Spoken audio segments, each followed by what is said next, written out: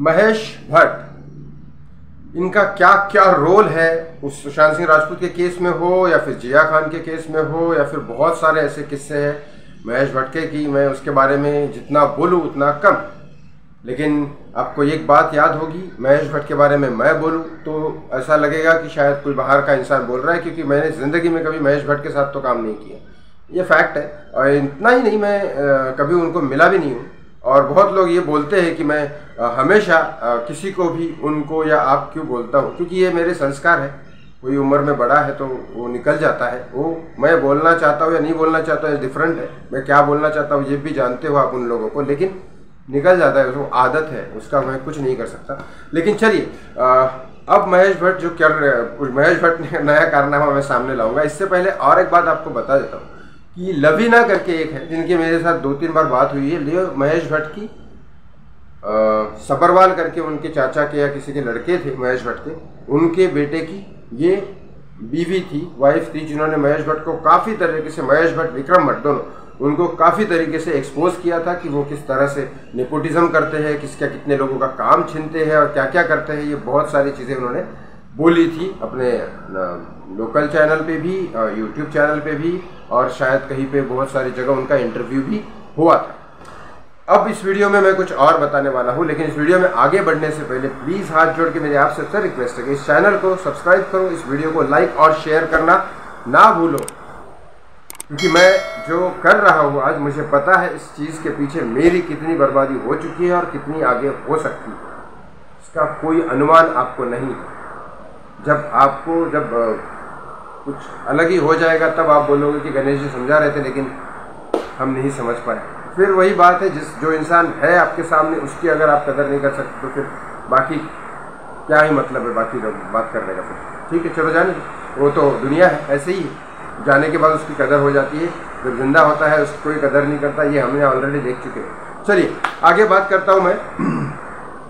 महेश भट्ट जो है, अभी एक एक करके बहुत सारे लोग सामने ऐसे आ रहे हैं कि महेश भट्ट ने ऐसा किया हमारे साथ, भट्ट ने ऐसा किया हमारे साथ, क्योंकि उनको समझ में आ रहा है। मैंने आपको कई बार कहा है, कई अगर पावरफुल इंसान है और उसने क्राइम किया हुआ है तो उसको सज़ा तभी मिलती है इंडिया गवर्नमेंट में जब उसकी पावर ख़त्म होती है, क्योंकि विद पावर के साथ उसको अंदर डालना नामुमकिन है, क्योंकि बहुत सारे हाथ होते हैं उनके, बहुत सारे ये चीज़ें होती हैं। क्योंकि हमारा पॉलिटिशियन सिस्टम भी इस तरह का है कि उसको सज़ा नहीं दे पाएगा, क्योंकि पॉलिटिशियन ही बीच में आएंगे, क्योंकि उनकी भी पॉलिटिक्स की चेयर को खतरा है। आज के कोई भी हमारा सेलिब्रिटी होता है वो सिर्फ कलाकार नहीं होता, वो एक तरह से पॉलिटिशियन भी होता है, एक तरह से हर जगह उसका हाथ जमा हुआ होता है, तभी वो सेलिब्रिटी बना रहता है। और यही बहुत बड़ी गलती सुशांत ने की थी, वो सिर्फ कलाकार और एक अच्छा इंसान बन के रह गया, पॉलिटिशियन नहीं बना। अगर वो पॉलिटिशियन बनता, थोड़ा सा अंडरवर्ल्ड के साथ भी बोलता, चल तू भाई साहब आप भी मेरे भाई हो, सब भाईजान को भी बोलता आप भी मेरे भाई हो, लेकिन हाथ जोड़ जोड़ के वो रह नहीं सकता था, राजपूत था, इज्जत सबकी करता था, लेकिन ऐसा झुक के नहीं रह सकता था, this is a Rajput family. तो वो उस तरह से अपना रिस्पेक्ट करता था, सबकी रिस्पेक्ट करता था। ये आपने भी देखा है, वो गरीब छोटे से छोटा भिखारी हो, इधर का शाहरुख खान और अमिताभ बच्चन हो, सबकी रिस्पेक्ट करता था as a human, as a कलाकार। लेकिन ऐसा झुको भाईजान भाईजान ये सब वो चीज़ें कभी नहीं की उसने, और ना ही कर सकता था, क्योंकि वो राजपूत था एक तरह से। और दूसरा, एक बहुत अच्छा इंसान जो नेचुरल होता है ना, वो ये सब चापलूसी नहीं करता। इस तरह के बहुत सारे लोग करते हैं, आपको पता है इंडस्ट्री में कौन कौन करता है, और ये करना पड़ता है उनको अगर टिके रहना है तो, क्योंकि ये पॉलिटिक्स है यहाँ की, इंडिया की पॉलिटिक्स है, और ये कहीं ना कहीं गलती है सिस्टम की।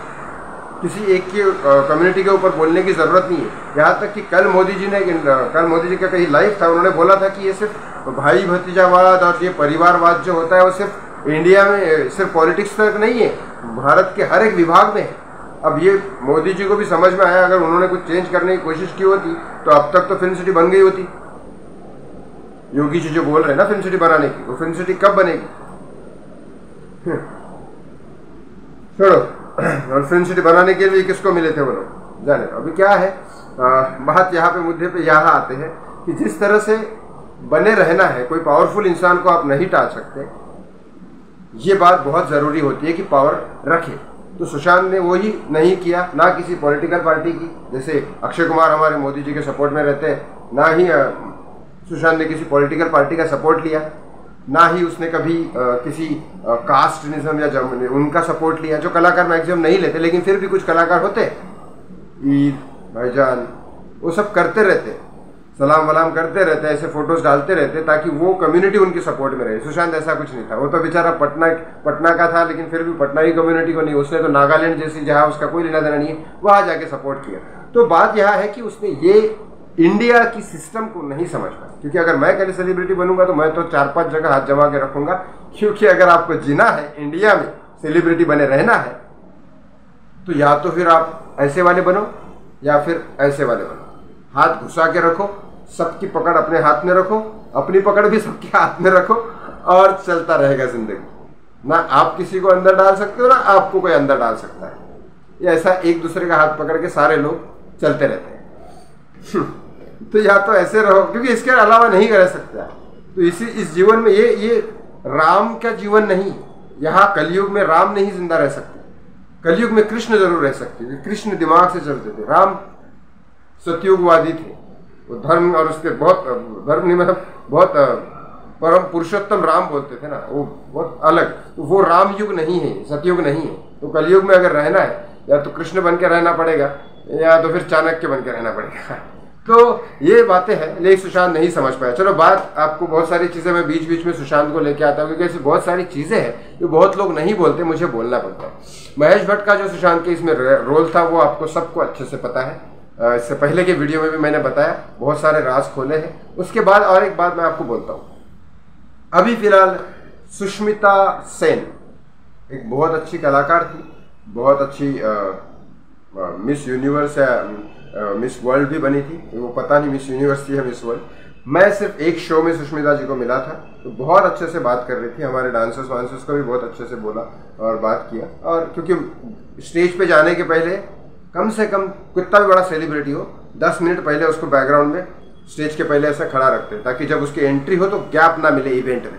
ऑफ कोर्स बड़े सेलिब्रिटी को बुला रहे तो इवेंट का पैसा भी बढ़ा किया होगा, और पैसा देके बुला रहे तो पहले तो बुलाएंगे।